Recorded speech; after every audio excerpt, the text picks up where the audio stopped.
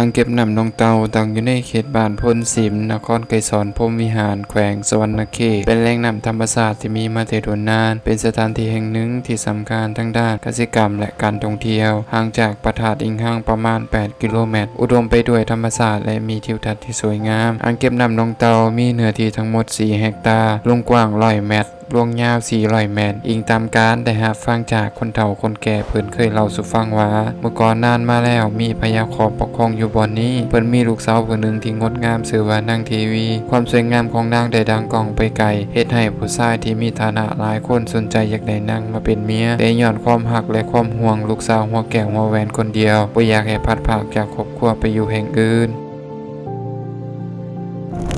สบายดีเนาะข้าพเจ้าชื่อผู้มีศูนย์ท่องเพชรเป็นพนักงานบำนาญอยู่บ้านพ้นซิมนครไกรสอนสีมาเว้าเรื่องประวัติก็เป็นมาของน้องเตาที่เคยได้ยินผู้เฒ่าผู้แก่เพิ่นได้เว้าสู่ฟังเนาะรุ่นนานมาแล้วแต่สมัยขอมจะเบิดอำนาจพุ่นแหละนายกนั่นมันแม่นขอมนั่นมีลูกสาวงามผู้หนึงชื่อว่านางเทวีร่วมเสื้อชุดงามของนางเทวีลูกพญาขอมนี้ก็สะลือพื้ฝ่าไปหลายทิศนั่นแหละหลายเมืองหลายหัวเมืองที่ต้องการอยากได้ลูกสาวของพญาขอมนี้แต่ว่าพญาขอมนั้นเป็นคนที่หวงเลยค่ะแพงลูกสาวแห้งที่สุดบ่ยอมสละเพราะว่าถ้าผู้ใดมาขอเลยต้องได้ปล่อยลูกสาวนั้นให้ผู้นั้นนายกนั่นนะตามผู้เฒ่าเพิ่นว่าเนาะแต่ว่าเพิ่นบ่ให้เพิ่นแพงเนี่ยนะก็อยากให้อยู่สืบทอดแทนมรดกของพ่ออยู่ในเมืองนั้นก่อนจะเป็นน้องนั่นแปลว่าเป็นเมืองของแล้วในหั่นน่ะก็เลยสาลือไปหอดภาคดูฮู้ของพุ่นและทั้งตะเวนตกก็ได้นำผ้าเสมาอำมาตย์เพิ่นมาสู่ขอวัฏษะเลยเป็นเหตุให้เจ้าชายเสือสายอยุธยาผิดหวังในการมาสู่ขอเอานาจึงได้ว่าในเสนาอามาตย์ผู้มีวิชาอาคมยั่วยวนหลอกลวงเอาโดยกลต่างๆให้ได้เลยตกลงเสกมนต์ใส่เตาขี้ผึ้งให้เป็นเตาคำที่เต็มไปด้วยมนต์เสน่ห์เพื่อมาหลอกเอานางเทวีไปเฮ็ดเมียแต่ก็ยังบ่สำเร็จเพราะว่าถูกเสนาพญาขอมจับได้เลยทำพิธีสังหารเตาตนนั้นทิ่มเวลาเฮ็ดพิธีได้เกิดอาเพศหลายประการเฮ็ดให้บ้านเมืองของขอมล่มหลวงเป็นน้องยังเหลือแต่บ้านคาที่อยู่แปะไปทางทิศตะวันออกของหนองแห่งนี้พร้อมกันนี้ยังถือคำสาปจากหมอเห็ดเตากุนว่าให้แตกเป็นน้องอองให้แตกเป็นไหลเป็นบัวเลือดให้เป็นหีดเป็นยุ่งและเป็นปีงอิงตามแผนที่เบิงมุมสูงจะเห็นภาพทงหน้าอยู่อ้อมหอบน้องเตาทั้ง32เจ้าเป็นหูบทรงเตานี่แหละคือที่มาของคำว่าน้องเตาต่อมาในวันที่25เดือน12ปีคศ1978ทางการได้ลงสร้างอ่างเก็บน้ำน้องเตาแห่งนี้โดยได้ระดมให้งานเศร้าหนุ่ม3ตาแสงคือตาแสงพ่นสิมตาแสงเขากาและตาแสงซอกผัดเปลี่ยนการปั่นฝ่ายน้องเตาให้เป็นอ่างเก็บน้ำขนาดใหญ่ความยาวของฝ่ายยาว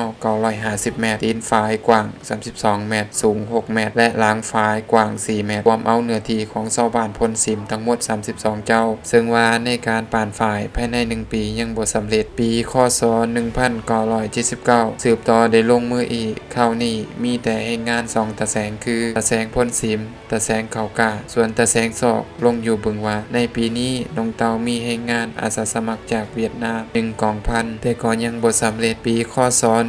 1980 2ตาแสงจึงได้ลงมือสืบต่ออีกโดยมีชลประทานแขวงเอาคนจักรมาช่วยจึงสำเร็จแต่ป่านฝายเท่านั้นอยู่ต่อมาชลประทานก็ลงสร้างโคกน้ำฮอดบึงขามมาฮอดปีคศ2010จึงมีโครงการเข้ามาสร้างศูนย์พัฒนาและบริการกสิกรรมป่าไม้น้องเตาเป็นโครงการร่วมมือระหว่างรัฐบาลลาวและรัฐบาลไทยโดยสมเด็จพระเทพราชสุดาสยามบรมราชกุมารีทรงพระกรุณาร่วมกับรัฐบาลแห่งสาธารณรัฐประชาธิปไตยประชาชนลาวสร้างขึ้นเพื่อเป็นแหล่งเรียนรู้ทางด้านกสิกรรมให้แก่ประชาชนในแขวงสวรรณเขตและแขวงที่ใกล้เคียงในวันที่16มิถุนายนปีคศ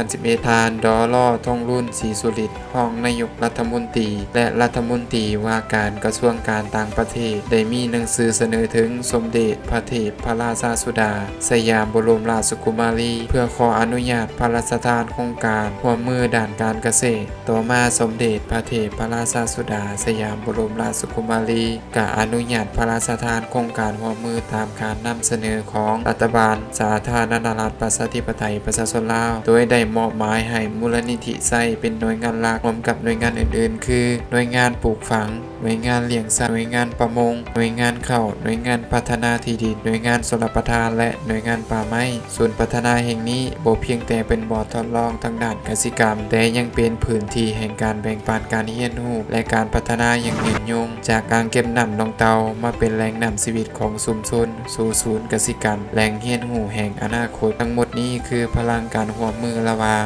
ธรรมศาสตร์ชุมชนและการพัฒนาดำเนินไปเคียงคู่กันอ่างเก็บน้ำหนองเตาจึงเป็นสัญลักษณ์ความอุดมสมบูรณ์และพลังสามัคคีที่พวกเราทุกคนควรรักษาไว้ในปัจจุบันอ่างเก็บน้ำหนองเตาบ่เพียงแต่เป็นเส้นเลือดใหญ่ที่หล่อเลี้ยงชีวิตและการกสิกรรมของชุมชนเท่านั้นแต่ยังเป็นเขตอนุรักษ์สัตว์น้ำเป็นแหล่งท่องเที่ยวธรรมชาติที่สวยงามและเป็นตัวแบบแห่งการพัฒนาที่ยืนยงเคียงคู่กับการปกปักรักษาสิ่งแวดล้อมสู่อนาคต